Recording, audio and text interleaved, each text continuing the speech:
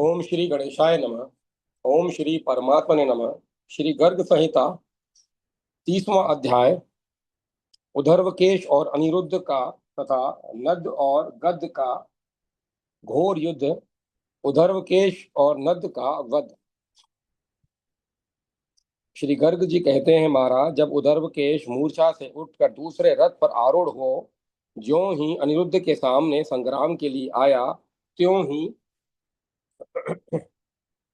अनिरुद्ध त्यों ही उन्होंने अपने तीखे नराचों से उसके रथ के टुकड़े टुकड़े कर डाले। नरेश्वर रथ को टूटा देख उसने पुनः दूसरे रथ का आश्रय लिया, परंतु प्रद्युम्न कुमार ने रणभूमि में तत्काल ही बाण मारकर उसके उस रथ को भी खंडित कर दिया। इस प्रकार सम्रांगण में उधर्वकेश के 9 रथ अनिरुद्ध के द्वारा तोड़े गए। तब उस दैत्य ने कुपित होकर रण क्षेत्र में अनिरुद्ध पर तीव्र गति से शक्ति का प्रहार किया। उस शक्ति को अपने ऊपर आती देख वीर अनिरुद्ध ने अनेक नाराजों से उसके 10 टुकड़े कर डाले। तब युद्ध स्थल में स्वर्णमय रथ पर आरूढ़ हो उधर्वकेश अनिरुद्ध का सामना करने के लिए बड़े वेग से आया। आते ही हर्षो उत्साह से भरकर उसने अनिरुद्ध को 5 बाणों से घायल कर दिया। उन बाणों के आघात से अनिरुद्ध को बड़ी वेदना हुई। तब कुपित हुए अनिरुद्ध ने धनुष उठाकर सहसा हाथ की फुर्ती दिखाते हुए उधर्वकेश की छाती में विचित्र पंख वाले 10 बाण मारे। उन अत्यंत दारुण बाणों ने उसका रक्त पी लिया और पीकर ही उसी प्रकार पृथ्वी पर गिर पड़ा जैसे झूठी गवाही देने वालों के पूर्वज नरक में गिरते हैं। तदंतर पुनः कुपित हुए उधर्वकेश ने खड़ा रहे ऐसा कहते हुए 10 बाणों द्वारा अनिरुद्ध के मस्तक पर प्रहार किया। राजेंद्र, वे 10 बाण अनिरुद्ध की पगड़ी में गड़ गए और वृक्ष की 10 शाखाओं के समान शोभा पाने लगे। नृपश्रेष्ठ, जैसे फूलों द्वारा प्रहार करने पर हाथी को कोई पीड़ा नहीं होती, उसी प्रकार युद्ध स्थल में उन बाणों के आघात से रुक्मवती कुमार अनिरुद्ध को व्यथा नहीं हुई।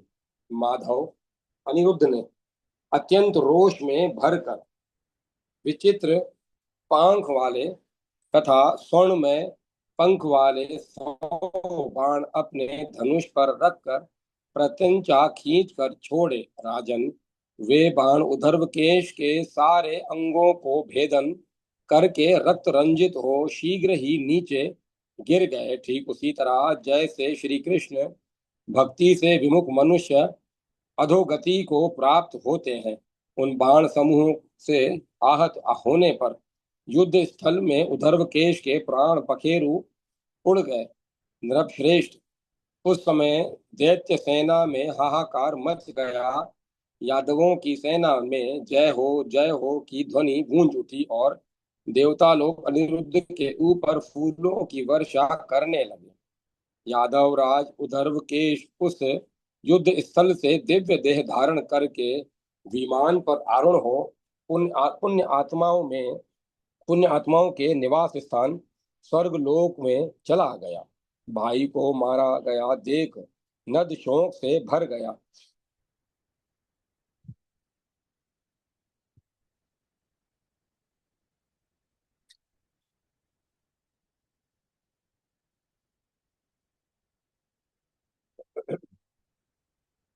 हाथी पर बैठे हुए उस दैत्य ने गजराज पर विराजमान गद को लक्ष्य करके अनेक बाण छोड़े। उन बाणों को अपने ऊपर आया देख महान धनुर्धर गद ने अनिरुद्ध के देखते देखते एक ही बाण से उन सब को काट दिया। भाई के शोक में डूबे हुए गद नद ने अत्यंत कुपित होकर संग्राम में अपने बाणों के प्रहार से रोणी नंदन गद को गजहीन कर दिया। उनके हाथी को मारा गिराया।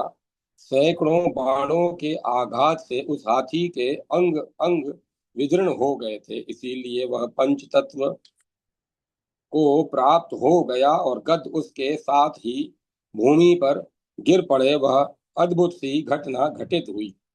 तब गद क्रोध से जल उठे और रणभूमि में गदा लेकर शत्रु को मारने के लिए उसी तरह आगे बढ़े जैसे वन में एक सिंह दूसरे सिंह पर आक्रमण करता है। राजन, गद के आते ही नद के हाथी ने उन्हें अपनी सूंड में लपेटकर आकाश में 100 योजन ऊपर फेंक दिया। आकाश से गिरने पर गद ने उठकर हाथी के शुंड दंड को पकड़ लिया और उसे घुमाकर पृथ्वी पर दे मारा। उस हाथी की युद्ध स्थल में तत्काल मृत्यु हो गई। यह देखकर महान असुर नद को आश्चर्य हुआ। उसने गद की प्रशंसा करके एक बारी गदा हाथ में ली और शीघ्र ही गदाधारी वीर गद को युद्ध के लिए ललकारा। प्रजानाथ, उसी प्रकार गद ने भी दैत्य नद का अपने साथ संग्राम के लिए आवाहन किया। नद ने गद को उत्तर दिया, यादव तू मनुष्य है, अतः तेरे साथ युद्ध करने में मुझे लज्जा का अनुभव हो रहा है। भला तू कैसे मेरे साथ युद्ध करेगा? पहले तू मुझ पर प्रहार कर, क्योंकि बाद में क्योंकि बाद में प्रहार करने के लिए तू जीवित नहीं रह सकेगा। यह सुनकर गद्द ने उससे उसी प्रकार बात की जैसे देवराज इंद्र ने वृत्रासुर से वार्तालाप किया था। गद्द बोले, दैत्य जो मुंह से बड़ी बड़ी बातें बनाते हैं वे कुछ कर नहीं पाते। जो शूरवीर हैं वे रणभूमि में डींग नहीं हाँकते। अपना पराक्रम दिखाते हुए राजेंद्र, यह सुनकर नद कुपित हो उठा। उसने गर्जना करते हुए अपनी भारी और विशाल गदा गद्द की छाती पर दे मारी। गद्द की चोट खाकर भी वीरवर गदा की चोट खाकर भी वीरवर गद्द युद्ध भूमि में उसी प्रकार विचलित नहीं हुए जैसे मदोन्मत्त हाथी किसी बालक द्वारा फूल से मारे जाने पर उसकी कोई परवाह नहीं करता। दानव लज्जित हो गया था। उसकी ओर देखकर वीर शिरोमणि गद ने कहा, परंतप यदि तुम वीर हो तो मेरा भी एक प्रहार सहन कर लो। ऐसा कहकर गद ने गदा से उसके ललाट पर भारी चोट पहुंचाई। धर्मज्ञ नद ने भी कुपित होकर गद के कंधे पर गदा मारी। वे दोनों वीर गदा युद्ध में कुशल थे और इस प्रकार भारी आघात करते हुए एक दूसरे को मार डालने की इच्छा से गदा युद्ध में लगे रहे। दोनों परस्पर के आघात से खिन्न हो क्रोध से भरकर विजय के प्रयत्न में तत्पर रहे।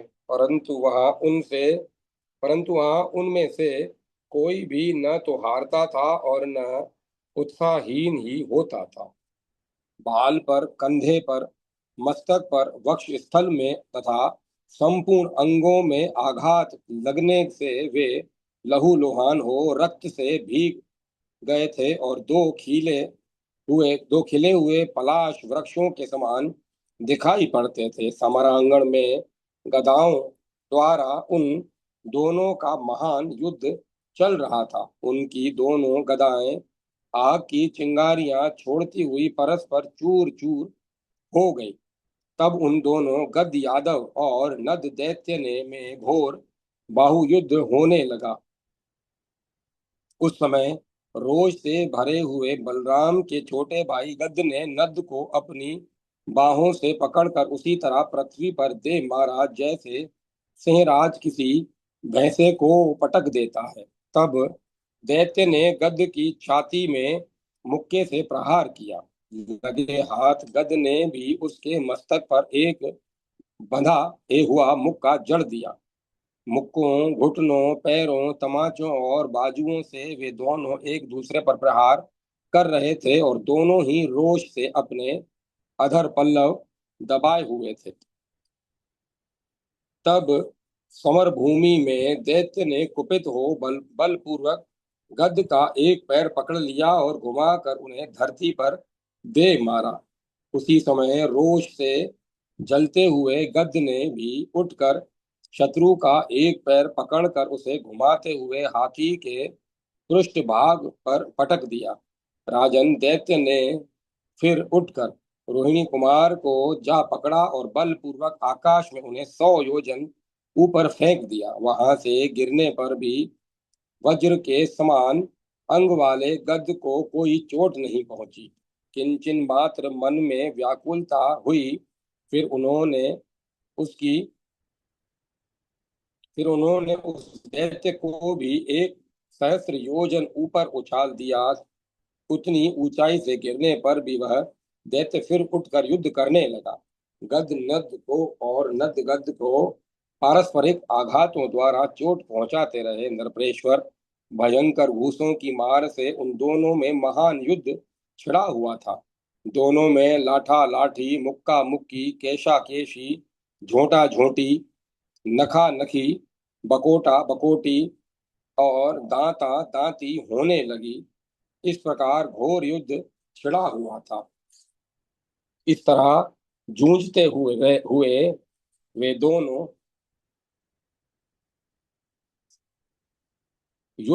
योद्धा बारंबार मारामारी कर रहे थे।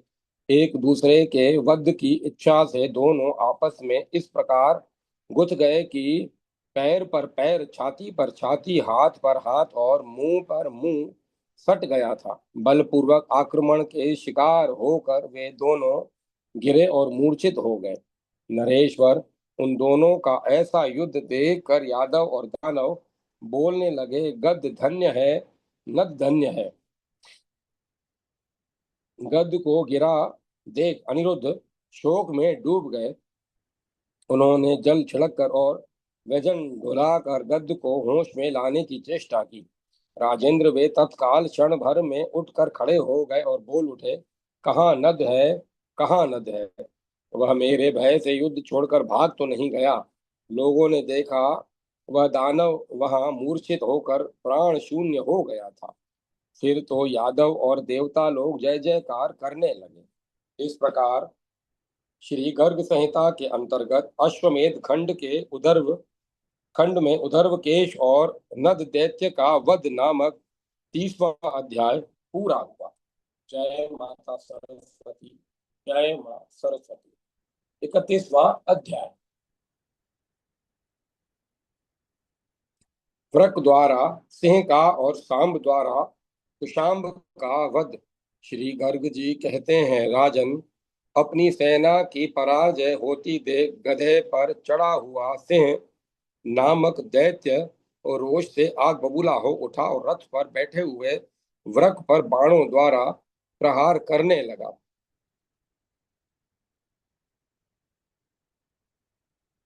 नरेश्वर उन बाणों को अपने ऊपर आया देख युद्ध स्थल में श्री कृष्ण नंदन वृक ने खेल खेल में ही बाण मारकर उन्हें काट गिराया।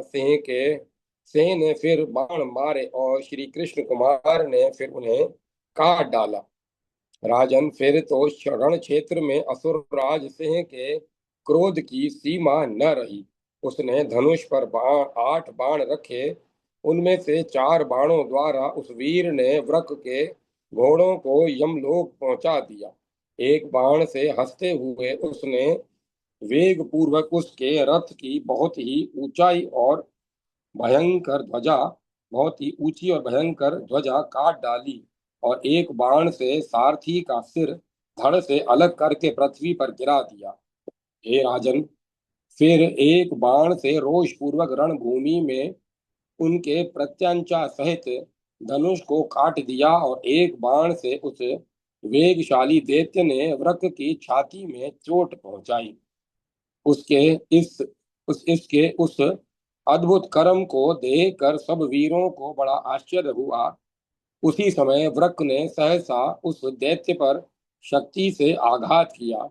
वह शक्ति उसके शरीर को छेद कर और गधे को भी विदीर्ण करके बाहर निकल गई। राजन, जैसे सांप बिल में घुस जाता है, उसी प्रकार वह शक्ति सिंह को घायल करके धरती में समा गई। गधा तो वहीं मर गया और दैत्य भी तत्काल पृथ्वी पर गिर पड़ा, परंतु वह दैत्य पुनः उठकर सिंह के समान जोर जोर से गर्जना करने लगा। उसने वृक्क के ऊपर एक शिखा रहित शूल लेकर चलाया। अपने ऊपर आते हुए उस शूल को वृक्क ने सम्रांगण में अपने बाएं हाथ से पकड़ लिया। राजन, उसी उसी शूल से अत्यंत कुपित हुए कृष्ण कुमार ने शत्रु पर आघात किया।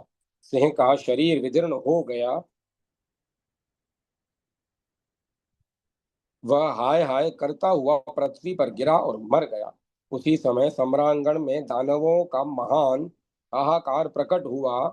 देवताओं ने फूलों की वर्षा की और श्रेष्ठ यादव वीर जय जयकार करने लगे। तब क्रोध से भरे हुए कुशाम्ब ने युद्ध के मैदान में रथ पर आरूढ़ हो शीघ्र आकर सांब आदि समस्त यादवों को अपने सहायकों द्वारा बींधना आरंभ किया। उसके बाणों से छिन्न भिन्न होकर बहुत से विशाल गजराज धराशायी हो गए। रथ उलट गए और युद्ध में बहुत से घोड़ों की गर्दनें कट गई तथा बहुत से पैदल योद्धा बिना सिर और भुजाओं के हो गए। राजन, इस प्रकार कुशाम्ब अनेक वीरों को मारता काटता हुआ युद्ध भूमि में विचरने लगा। उसका ऐसा पराक्रम देखकर युद्ध कुशल जाम्बती नंदन सांब ने युद्ध के लिए कुशाम्ब को ललकारा। सांब बोले, वीर आओ और सहसा मेरे साथ युद्ध करो। दूसरे करोड़ों दीन मनुष्यों को डराने या मारने से क्या लाभ होगा। ऐसा कहते हुए सांब की ओर देख कर बलवान कुशाम्ब हंसने लगा। उसने सांब की छाती में 8 बाण मारे। श्री हरि के पुत्र सांब को उसकी इस दृष्टा को सहन न कर सके। उन्होंने अपने कोदंड पर 7 बाणों का संधान करके उनके द्वारा उस शत्रुभूत दानव की छाती में गहरी चोट पहुंचाई। दोनों ही युद्ध के लिए रोषावेश से भरे थे और दोनों ही अपनी अपनी जीत चाहते थे। संग्राम भूमि में वे दोनों योद्धा स्कंद या तारकासुर के समान शोभा पाते थे। युद्ध स्थल में सांब ने कुशाम्बर पर और कुशाम्ब ने सांब ने कुशाम्ब पर और कुशाम्ब ने सांब पर आपस में सर्प सदृश बाणों की वर्षा आरंभ की। कुशाम्ब ने अपने धनुष पर 100 चमकीले बाणों का संधान करके उनके द्वारा सांब को रथहीन कर दिया और उनके धनुष को भी काट डाला। जब धनुष कट गया, रथ टूट गया और घोड़े और सारथी मारे गए, तब सांब दूसरे रथ पर आरूढ़ हुए तथा कुपित हो धनुष हाथ में लेकर बोले। सांब ने कहा, दैत्य, ऐसा विशाल पराक्रम प्रकट करके अब तुम कहाँ जा रहे हो। क्षण भर संग्राम भूमि में ठहर कर मेरा उत्तम पराक्रम देख लो। ऐसा कहकर सांब ने अपने कोदंड पर एक उग्र सायक का संधान किया और उसे दिव्य मंत्र से अभिमंत्रित करके कुशाम्ब का रथ घोड़े और सारथी सहित अलात चक्र की भांति भूतल पर चक्कर काटने लगा। चक्कर काटते काटते वह शीघ्र ही 1 योजन तक चला गया। रथ सहित दैत्य को घूमते देख जामवती नंदन सांब ने मुख पर हास्य की छटा सांब के मुख पर हास्य की छटा छा गई और वे धनुष पर एक बाण रख कर बोले। सांब ने कहा, असुरेश्वर, तुम्हारे जैसे महान वीर जो देवेंद्र के तुल्य पराक्रमी हैं, स्वर्ग लोक में रहने के योग्य हैं। इस धरती पर नहीं उनकी शोभा इस धरती पर उनकी शोभा नहीं होती। अतः मरे हुए दूसरे बाण से रथ सहित तुम सदैह स्वर्ग में चले जाओ। यह तुम्हारे ऊपर मेरी बड़ी कृपा होगी। ऐसा कहकर सांब ने आकाश में पहुंचाने वाला दिव्यास्त्र छोड़ा। नरेश्वर उस बाण से रथ सहित कुशाम्ब चक्कर काटता हुआ धरती से ऊपर को उठा और बहुत से लोगों को लांग कर सूर्य मंडल में जा पहुंचा। वहां पहुंचकर घोड़े और सारथी सहित उसका रथ सूर्य की ज्वाला में जल गया और उस दैत्य का शरीर भी तत्काल दग्ध होकर पृथ्वी पर आसुरी पुरी में बलबल के समीप गिर पड़ा। उस पापी दानव के गिरने और मर जाने पर समस्त दैत्य भयभीत हो हाहाकार करने लगे। उस समय यादवों की सेना में बार बार धुंदुबियां बजने लगी। देवता सांब के रथ पर सानंद पुष्प वर्षा करने लगे। इस प्रकार श्री गर्ग संहिता के अंतर्गत अश्वमेध खंड में सिंह और कुशाम्ब का वध नामक 31वां अध्याय पूरा हुआ। जय माता सरस्वती। जय मां सरस्वती। 32वां अध्याय। मैं का बलबल को समझाना। बलबल की युद्ध घोषणा। समस्त दैत्यों का युद्ध के लिए निर्गमन। विलंब के कारण सैन्यपाल के पुत्र का वध तथा दुखी सैन्यपाल को मंत्री पुत्रों का विवेक पूर्वक धैर्य बनाना। श्री गर्ग जी कहते हैं, राजन, तदंतर सोने के सिंहासन पर बैठे और शोक में डूबे हुए दैत्य बलबल से मैं उसी प्रकार बोला जैसे कुंभश्रुति कुंभकर्ण अपने श्रेष्ठ बंधु से बात कर रहा हो।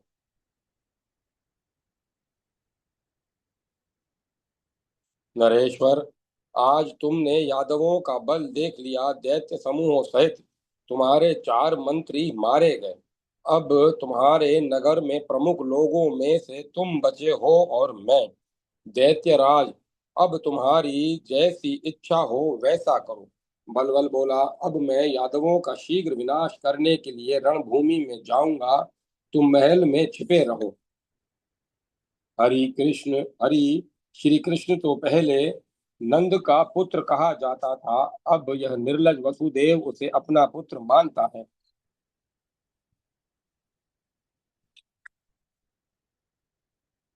वह गोपियों के घर से माखन दूध घी दही और तर्क आदि चुराया करता था। रास मंडल में रसिया बनकर नाचता था। अब जरासंध के भय से उसने समुद्र की शरण ली है। जिसने अपने मामा को मारा है वह क्या पुरुषार्थ करेगा। बलबल की यह बात सुनकर मैं को बड़ा क्रोध हुआ। वह बोला, मैंने कहा, ओ निंदक, जिससे ब्रह्मा शिव माया दुर्गा और इंद्र भी डरते हैं, ऐसे सब को भय देने वाले नित्य निर्भय श्री कृष्ण की तू निंदा कर रहा है। जो मूर्ख अज्ञानवश और कुसंग के कारण श्री कृष्ण की निंदा करता है, वह तब तक कुंभी पाक में पड़ा रहता है जब तक ब्रह्मा जी की आयु पूरी नहीं हो जाती। जिन्होंने चंडपाल और शिशुपाल की मंडली का खंडन किया है, जो दानवों के दर्प का दमन करने वाले हैं, उन परमात्मा मदन मोहन माधव का तू अपने कुल की कुशलता के लिए भजन कर। मैं का यह वचन सुनकर बलबल परम ज्ञान को प्राप्त हो गया। राजेंद्र, उसने क्षण भर विचार करके हंसते हुए से कहा। बलबल बोला, मैं जानता हूँ कि भगवान श्री कृष्ण संपूर्ण विश्व के पालक हैं। बलराम जी साक्षात भगवान शेष नाग हैं। प्रद्युम्न कामदेव के अवतार हैं और यहाँ आए हुए अनिरुद्ध साक्षात ब्रह्मा जी हैं। इन्हीं के हाथ से हमारा वध होने वाला है। यह सोचकर ही मैंने उस इस अश्व का अपहरण किया है। उसके उनके बाणों से मारा जाकर यदि मैं मृत्यु को प्राप्त होऊंगा तो शीघ्र ही सुखपूर्वक भगवान विष्णु के परम धाम परम पद को चला जाऊंगा। पहले भी बहुत से दानव तथा राक्षस वैर भाव से भगवान का भजन करके वैकुंठ धाम में जा चुके हैं। अतः मैं भी उसी वैर भाव का आश्रय ले रहा हूँ। ऐसा कह कवच धारण करके दानव शिरोमणि बलबल ने तुरंत ही अपने सेनापति को बुलाया और इस प्रकार कहा, सेनापति, तुम प्रयत्न पूर्वक ढिंढोरा पिटवा कर इस पुरी में मेरा यह आदेश प्रसारित कर दो कि वीरों में से जो लोग भी बच गए हैं वे अनिरुद्ध के साथ युद्ध के लिए चलें। जो मेरी आज्ञा नहीं मानेंगे वे बेटे अथवा भाई ही क्यों न हो, युद्ध किए बिना वध के योग्य समझे जाएंगे। बलबल का ऐसा आदेश सुनकर सेनापति गली गली और घर घर में डंका बजाकर बड़े वेग से उसकी आज्ञा घोषित कर दी। ढिंढोरे के साथ ही गई इस घोषणा को सुनकर समस्त दैत्य भय से आतुर हो गए और शीघ्र ही सब प्रकार के अस्त्र शस्त्र लेकर वे बलबल के सभा भवन में आ गए।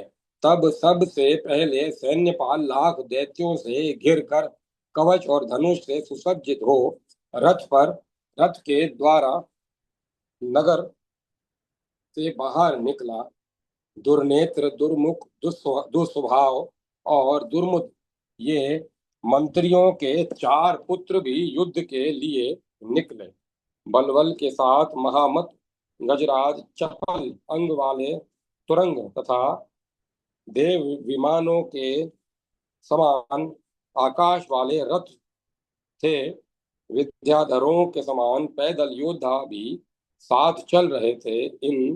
इस चतुरंगनी सेना के साथ तत्काल मैं के दिए हुए एवं इच्छा अनुसार चलने वाले यान पर बैठकर बलबल स्वयं युद्ध के लिए प्रस्थित हुआ।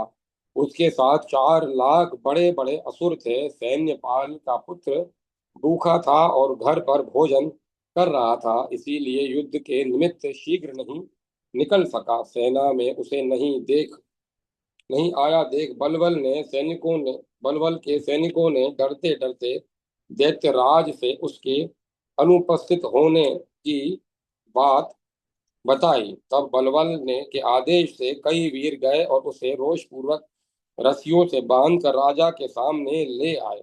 इस सफलता से उसके मुख और नेत्र खिल उठे। सैन्यपाल के पुत्र को देखकर प्रचंड शासक बलबल ने बहुत फटकारा और वेग पूर्वक उसके मुख पर भुशुंडी मार दी। सैन्यपाल के पुत्र का वध हुआ देख सब दैत्य भयभीत हो उठे। सैन्यपाल संग्राम में अपने पुत्र को मार दिया गया सुनकर दुख से आतुर हो हाथों से माथा पीटता हुआ रथ से गिर पड़ा।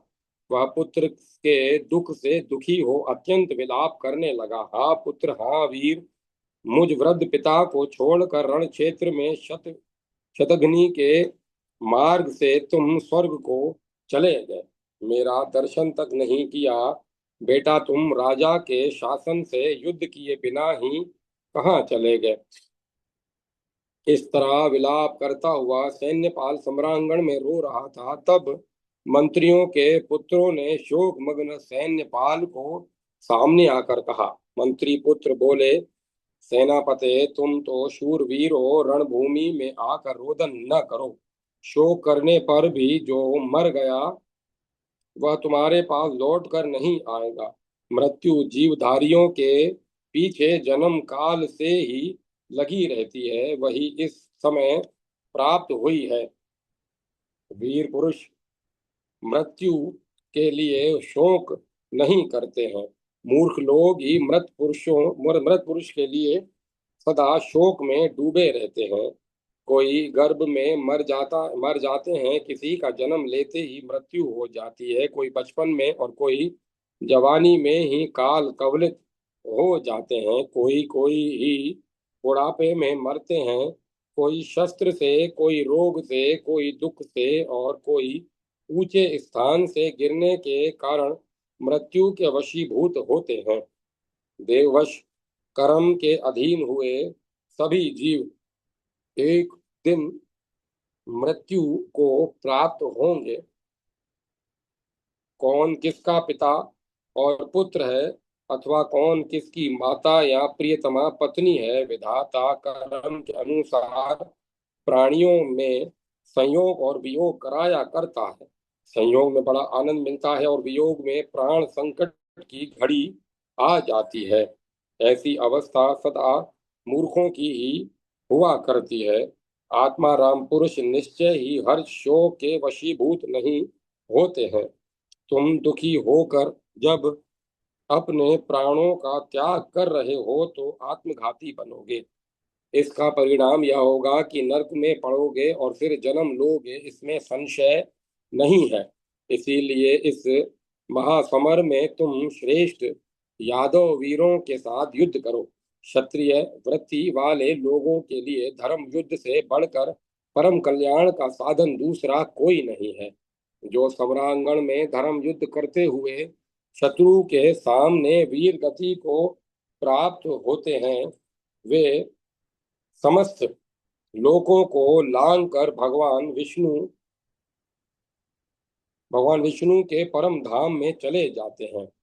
श्री गर्ग जी कहते हैं, राजन, उन दैत्यों के इस प्रकार समझाने पर सैन्यपाल ने सब शोक त्याग दिया तथा रोष से भरकर यहाँ आए हुए समस्त वीरों का निरीक्षण किया। संग्राम भूमि में सब पर दृष्टिपात करके रोष से जलते हुए सैन्यपाल ने शीघ्र ही यह बात कही। इस प्रकार श्री गर्ग संहिता के अंतर्गत अश्वमेध खंड में सैन्यपाल के पुत्र का वध नामक 32वां अध्याय पूरा हुआ। जय माता सरस्वती। जय मां सरस्वती। 33वां अध्याय। श्री कृष्ण की कृपा से दैत्य राजकुमार कुनंदन की के जीवन की रक्षा। सैन्यपाल ने कहा, यहाँ सभी रणधुर्मुद धनुर्धर वीर तो आ गए हैं, केवल राजा के पुत्र युवराज इस रणभूमि में नहीं दिखाई देते हैं। वे मेरे बेटे को मरवा कर घर में बैठे क्या कर रहे हैं? क्या वे भुशुंडी के मुंह में भुशुंडी के मुंह से पकड़कर मेरे पुत्र के ही रास्ते पर नहीं जाएंगे? क्या वे भुशुंडी के मुंह में पड़कर मेरे पुत्र के ही रास्ते नहीं जाएंगे? ऐसा कहकर रोष से आंखें लाल किए सैन्यपाल बड़े हर्ष के साथ राजकुमार को पकड़ने के लिए शीघ्र ही पुरी में जा पहुंचा। उस राजकुमार ने रात में भोजन के बीच में ही मदिरा पीकर शयन किया था, अतः मदमत होने के कारण वह राजा की आज्ञा को भूल गया था। ढिंढोरे पर की गई घोषणा सुनकर उसकी पत्नी भय से विह्वल हो रो पड़ी और अपने पति राजकुमार को जगाने लगी। हे वीर, उठो उठो, प्रातः काल हो गया है। नगाड़े की आवाज के साथ तुम्हारे पिता का यह शासन पूरी में सुनाई देता है। जो युद्ध के लिए नहीं जाएंगे वे पुत्र आदि ही क्यों न हो वध के योग्य होंगे। इसीलिए शीघ्र जाओ और पिता का दर्शन करो। अपनी प्यारी पत्नी के जगाने पर भी उसको कुछ होश न हुआ। तब बलबल की सेना चली गई। तब उसकी पत्नी ने उसे पुनः जगाया। तब निद्रा त्याग कर राजकुमार उठा और तुरंत धनुष बाण लेकर मन ही मन भगवान शिव तथा गणेश जी का स्मरण करता हुआ रथ के द्वारा युद्ध के लिए चला। राजकुमार को आया देख सैन्यपाल ने रोष पूर्वक पूछा, तुमने दैत्यराज के शासन का किस बल से और क्यों उल्लंघन किया है? वह मुझे बताओ। मेरा बेटा भी तुम्हारे ही समान विलंब करके शीघ्र रणभूमि में नहीं पहुंचा था, इसीलिए बलबल ने उसे शतघिनी के मुंह पर खड़ा करके मार डाला। अतः पिता के पास चलो। तुम्हारे पिता बड़े सत्यवादी हैं, उन्होंने तुम्हें पकड़ लाने के लिए मुझे भेजा है, अतः वे शीघ्र ही तुम्हें मार डालेंगे। सैन्यपाल की तीखी बात सुनकर भय के कारण राजकुमार का मुंह सूख गया। वह दुखी सुधनवा की भांति पिता के पास गया। दैत्य समुदाय से घिरे हुए उसके पिता अनिरुद्ध को जीतने के लिए उत्सुक हो रोष पूर्वक रथ पर बैठे थे। उनके पास जाकर राजकुमार ने पिता का दर्शन किया। पिता को देखकर उनके चरणों में मस्तक झुकाकर राजकुमार लज्जित हुआ और भय से विह्वल हो गया। दानवेंद्र के सामने वह पृथ्वी पर नीचे मुंह करके खड़ा था। बलबल कुपित हो दांतों से दांत पीसता हुआ बोला, अरे, अपने विनाश के लिए तूने मेरी आज्ञा का उल्लंघन क्यों किया? तेरे इस अपराध के कारण मैं तुझे दंड दूंगा। निश्चय ही तू डर कर रण क्षेत्र से प्राण बचाने के लिए घर में जा घुसा था। कुनंदन, तू पुत्र नहीं कुपुत्र है, शत्रु के समान है और अत्यंत मलिन है। मैं तुझे त्याग कर शतघ्नी के मुख से अभी मार डालूंगा।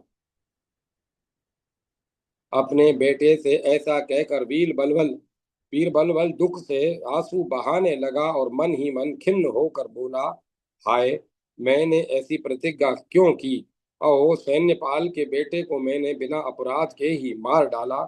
यही पाप से मेरा पुत्र भी मरेगा, इसमें संशय नहीं है। यदि अपने वीर पुत्र को मैं बलपूर्वक मृत्यु के मुख से छुड़ा लूंगा तो मेरे समस्त सैनिक मुझे गाली देंगे और मुझ पर हंसेंगे। दैत्यराज को इस प्रकार शोक मग्न, दुखी और अपने पुत्र के लिए खिंचित देखकर रोष और अमर्ष में भरा हुआ सैन्यपाल हंसता हुआ बोला। सैन्यपाल ने कहा, राजन, पहले अपने इस पुत्र कुनंदन को शीघ्र मार डालो, इसके बाद यादवों का दानवों के साथ संग्राम होगा। तेतेंद्र, तुम सत्यवादी हो और यह कर्म अत्यंत दारुण है। यदि दुख के कारण तुम इसे नहीं करोगे तो तुम्हें नरक में जाना पड़ेगा। भूपाल कौशलपति राजा दशरथ ने सत्य की रक्षा के लिए श्री राम जैसे बेटे को त्याग दिया। सत्य के बंधन में बंधे हुए हरिश्चंद्र ने अपनी प्यारी पत्नी को, पुत्र को और अपने आप को भी बेच दिया था। बलि ने सत्य के कारण सारी पृथ्वी दे डाली। विरोचन ने अपना जीवन दे दिया। राजा शिबी ने अपनी कीर्ति का तथा दधीची ने अपने शरीर का त्याग कर दिया था। जैसे गुरु वशिष्ठ ने कुशंद्र प्रशधर को तथा राजा रंती देव ने भोजन को त्याग दिया था, उसी प्रकार दैत्यराज, तुम भी आज्ञा भंग करने वाले इस पुत्र का मोह छोड़कर इसे मार डालो। तुमने पहले जो यह प्रतिज्ञा की थी कि मैं अपनी आज्ञा का उल्लंघन करने वाले बेटे और भाई को भी तत्काल मार डालूंगा, फिर दूसरे की तो बात ही क्या है। उस देश में निवास करना चाहिए जहाँ राजा सत्यवादी हो। उस देश में कदापि नहीं रहना चाहिए जहाँ का राजा मिथ्यावादी हो। श्री गर्ग जी कहते हैं, सैन्यपाल की बात सुनकर बलबल ने खिन्न चित्त हो अपने उस पुत्र का भी वध करने के लिए उसी को आज्ञा दे दी। तदंतर बलबल दुखी हो यादवों के सामने गया। इधर सैन्यपाल ने राजकुमार के आगे उसके पिता की दी हुई आज्ञा सुना दी। यह सुनकर कुनंदन ने उसे शीघ्र ही इस प्रकार उत्तर दिया। राजपुत्र बोला, सेनापते, तुम पराधीन हो, इसीलिए तुम्हें राजा की आज्ञा का अवश्य पालन करना चाहिए। परशुराम जी ने अपने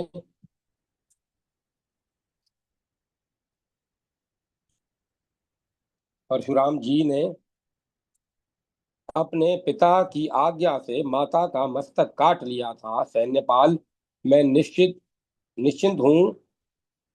मैंने धर्म कार्य का पालन कर लिया है। अब मुझे मृत्यु से कोई भय नहीं है। तुम मुझे शतघ्नी के में झोंक दो।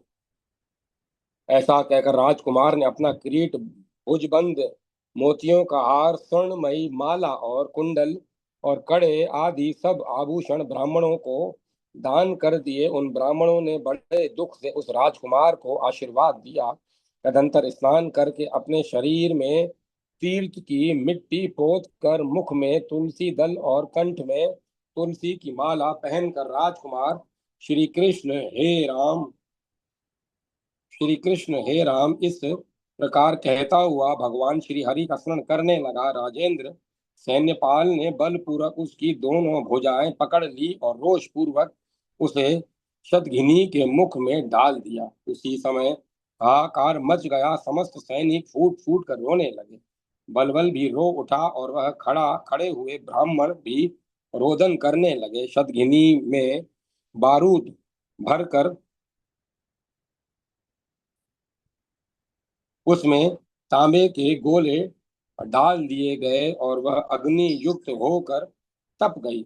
उस दशा में उस भयंकर शतघिनी को देखकर राजकुमार कुनंदन सर्वव्यापी परमेश्वर श्री कृष्ण को याद करके आंसू बहाता हुआ यह निर्मल वचन बोला, जिनके नेत्र प्रफुल्लित कमल दल के समान विशाल हैं, दांतों की पंक्ति शंख कुंद पुष्प और चंद्रमा के समान उज्जवल है, जो नरेंद्र के वेश में रहते हैं तथा जिनके चरणाविंदों की इंद्रादि देव वृंद भी वंदना करते हैं, उन श्री कृष्ण मुकुंद हरि का आज मैं प्राणांत काल में चिंतन करता हूँ।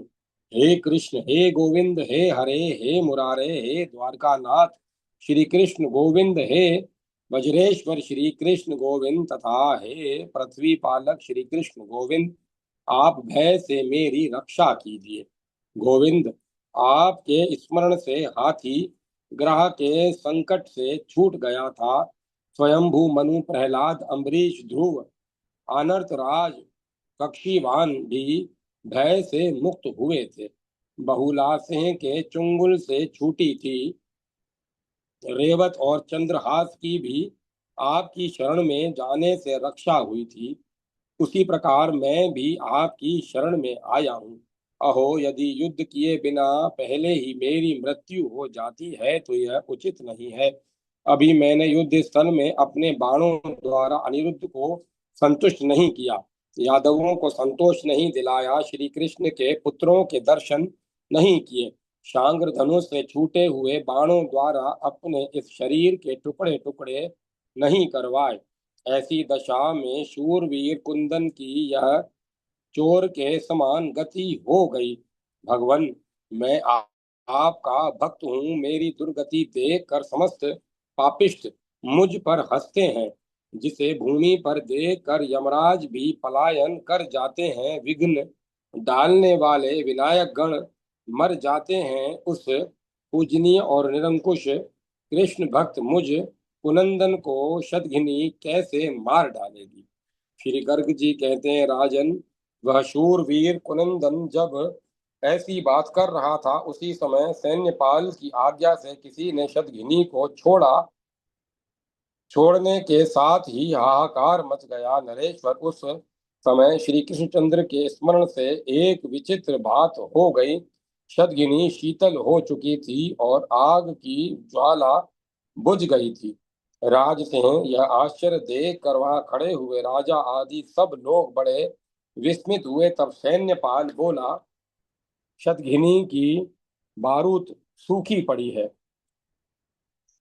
और उसमें गोले भी ज्यों के त्यों हैं, किंतु राजकुमार वहां नहीं है। इससे सिद्ध है कि वह रण क्षेत्र में मारा नहीं गया है।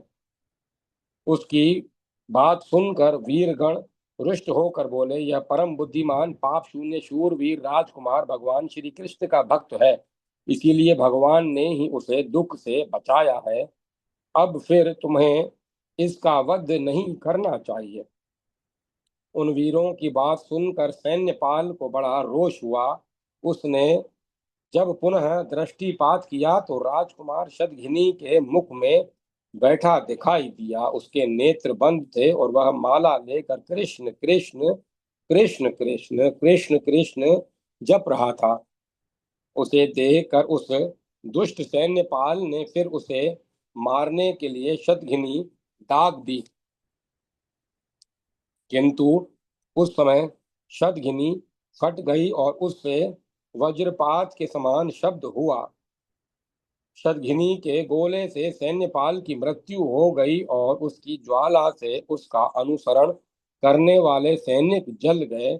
कोई हाय हाय करते हुए भागे, कोई धड़ाके की आवाज से बहरे हो गए और कितने ही धुएं से घबरा गए। नृपेश्वर, उस समय सब ने राजकुमार को निर्भय देखा। यह देखकर बलबल आदि सभी वीर जय जयकार करने लगे। दैत्य बोले, जिसकी रक्षा श्री कृष्ण करते हैं उसे कौन मनुष्य मार सकता है। जो भक्त का वध करने के लिए आता है वह देव योग से आप ही नष्ट हो जाता है। अतः कृष्ण के समान अन्य कोई नहीं है जिन्होंने भय से इस राजकुमार की रक्षा की है। उन भक्त वत्सल श्री कृष्ण को हम सब लोग नमस्कार करते हैं। इस प्रकार श्री गर्ग संहिता के अंतर्गत अश्वमेध खंड में राजकुमार के जीवन की रक्षा नामक 33वां अध्याय पूरा हुआ। जय माता सरस्वती, जय मां सरस्वती। 34वां अध्याय। दैत्यों और यादवों का घोर युद्ध। बलबल, पुरंदन और अनिरुद्ध का अद्भुत पराक्रम। श्री गर्ग जी कहते हैं, राजन, तत्पश्चात बलबल ने बड़ी प्रसन्नता के साथ पुत्र को रथ पर चढ़ाया और उसके साथ ही अपनी सेना लेकर बड़ी उतावली के साथ वह युद्ध के लिए चला। उसके समस्त सैनिक नाना प्रकार के शस्त्र लिए हुए थे। वे अनेक प्रकार के वाहनों पर बैठे थे तथा भांति भांति के कवचों से सुसज्जित हो नाना प्रकार के रूपों में बड़े भयंकर दिखाई देते थे।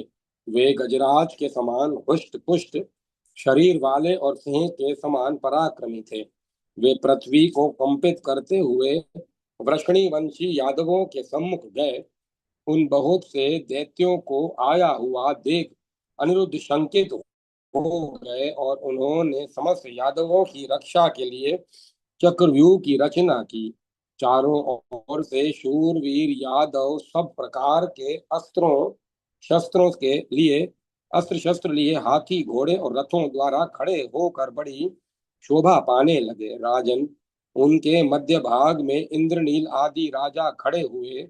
उनके बीच में अक्रूर और कृतवर्मा आदि अच्छे वीर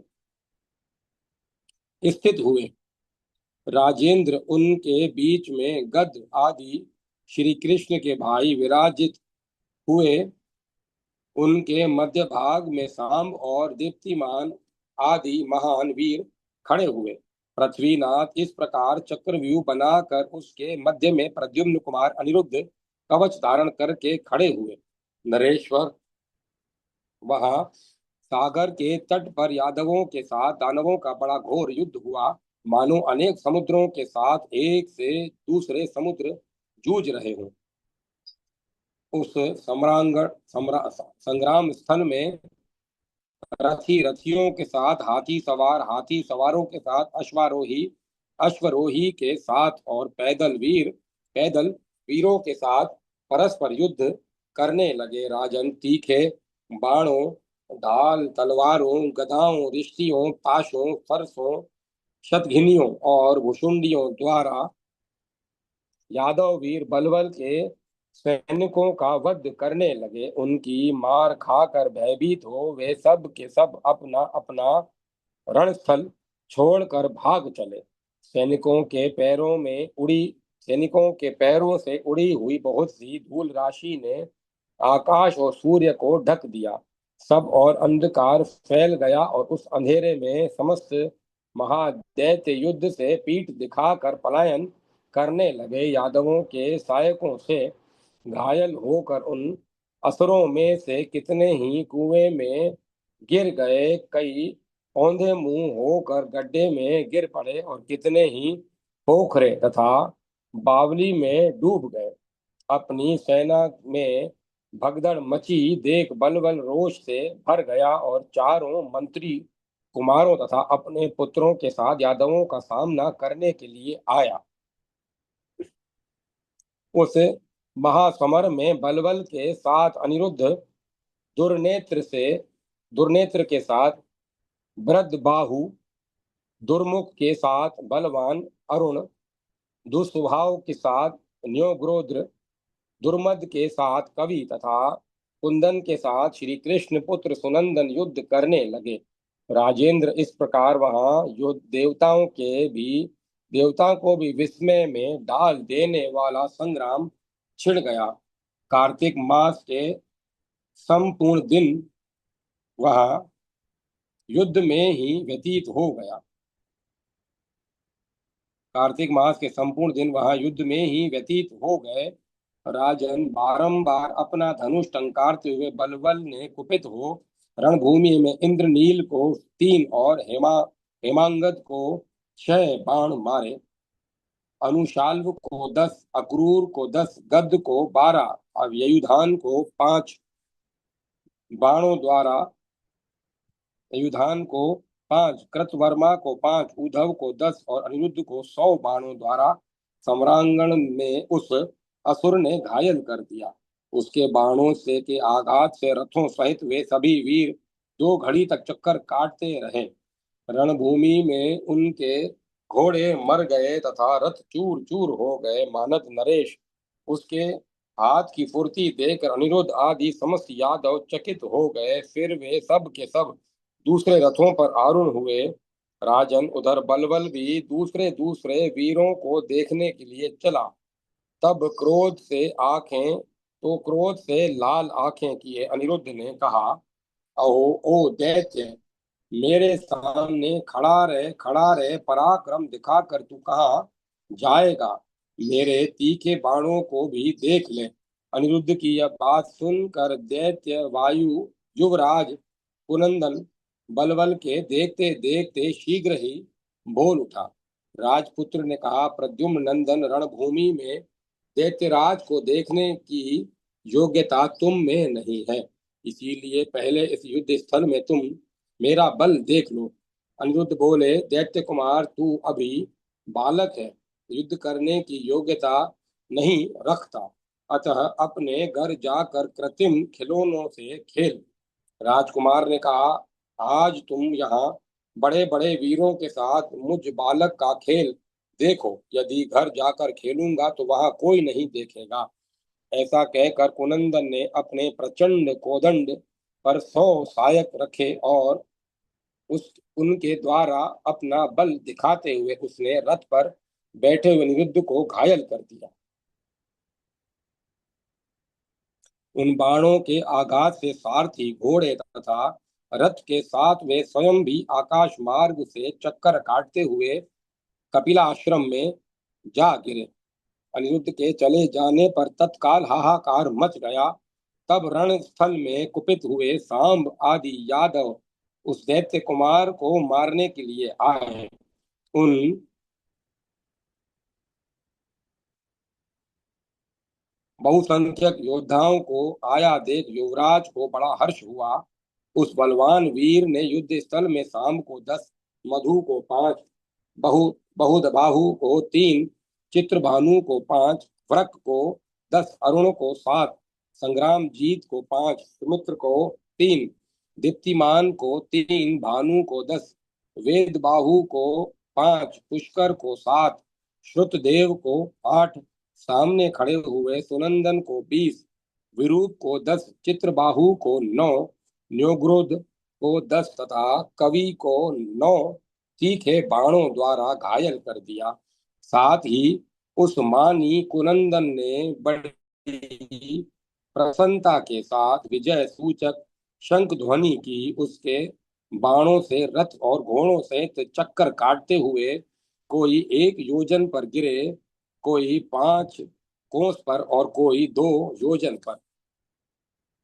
नृपश्रेष्ठ, उस समय यादव सेना में हाहाकार होने लगा। सब यादव बलराम और श्री कृष्ण का नाम ले लेकर रोने लगे। उस समय गद आदि सब योद्धा तथा इंद्रनील आदि राजा क्रोध से भरे हुए आए और तीखे बाणों की वर्षा करने लगे। उन सभी वीरों को आया देख महाबली राजकुमार ने सहायकों से उन्हें भींद डाला। वे सब के सब रणभूमि में मूर्छित हो गए। राजन, तत्पश्चात बलबल कुमार ने अपने बाण समूहों द्वारा यादव वीरों को मारना आरंभ किया। उसके आघात से बहुसंख्यक योद्धा पंचतत्व को प्राप्त हो गए। संग्राम भूमि में उसके बाण समूहों द्वारा रक्त की नदी प्रकट हो गई, जिसमें जीवित हाथी डूबकर मर जाते थे। उस समय यादव सेना तथा आकाश में हाय हाय की आवाज गूंजने लगी। इंद्र और वरुण आदि देवता भी आश्चर्यचकित हो भयभीत हो गए। अपनी विजय देखकर समस्त असुरों के मुख पर प्रसन्नता छा गई। श्री गर्ग जी कहते हैं, उधर कपिल मुनि ने देखा कि अनिरुद्ध मूर्छित पड़े हैं, उनका रथ नष्ट हो गया है तथा बाणों से उनका वक्षस्थल विदीर्ण हो गया है। तब उन कृपालु मुनि ने अपने तपोबल से हाथ द्वारा स्पर्श करके अनिरुद्ध को चैतन्य युक्त कर दिया।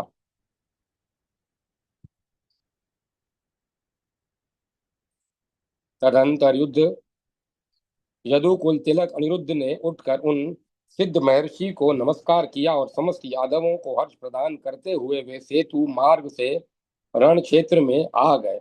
राजन तत्पश्चात दूसरे रथ पर आरूढ़ हो बलवान अनिरुद्ध ने प्रति शांग्र नामक धनुष उठाया और रोष पूर्वक दैत्य राजकुमार के रथ पर एक बाण मारा। उस बाण ने सारथी और घोड़ों सहित उसके रथ को लेकर आकाश में 4 मुहूर्त 8 घड़ी तक चक्कर कटाया।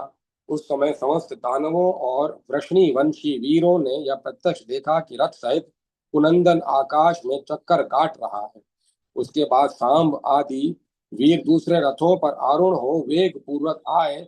साथ ही अनुशाल आदि समस्त धनुर्धर भी तत्काल आ पहुंचे। इस प्रकार श्री गर्ग संहिता के अंतर्गत अश्वमेध खंड में दैत्यों और यादवों का युद्ध का वर्णन नामक 34वां अध्याय पूरा हुआ। जय माता सरस्वती। जय मां सरस्वती। ओम नमो नारायण। ओम नमः शिवाय। ओम नमो भगवते वासुदेवाय। ओम एम ह्रीं क्लीं चामुंडाय विच्चे। राम लक्ष्मण जानकी जय बोलो हनुमान की। जय श्री राधे कृष्ण राधे कृष्ण राधे कृष्ण। अब कथा को विराम दिया जाता है। ओम तत्सत। ओम तत्सत। ओम।